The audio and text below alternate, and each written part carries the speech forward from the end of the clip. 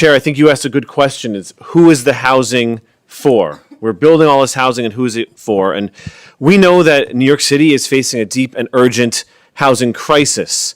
But too often our conversations center almost exclusively on the number of units produced.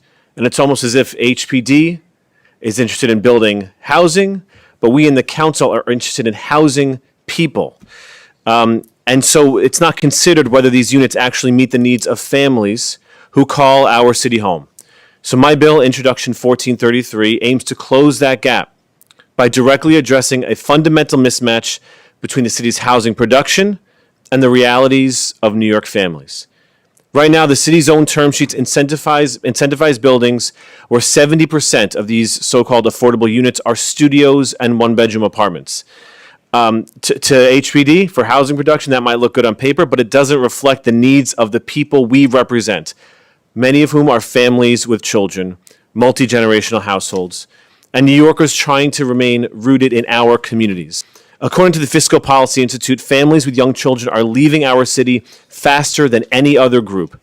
And the Coalition for the Homeless reports that almost 70% of people in shelters are members of homeless families. These trends are not coincidental. They stem directly from our failure to ensure that the affordable housing we build is sized for the people who need it. Intro 1433 would change this.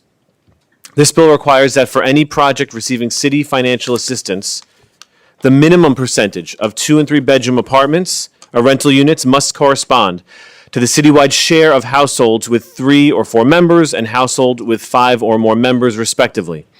This ensures that housing production is better aligned with the actual size and needs of New York families.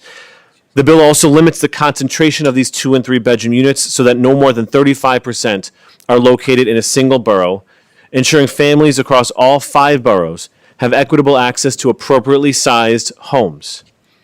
The legislation does not dictate outcomes on a single building. It creates a smarter, balanced framework for the entire pipeline of city-funded housing.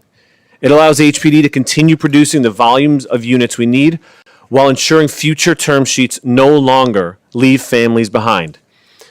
I want to thank my colleagues, advocates, community organizations, and housing experts who've been raising this issue for years.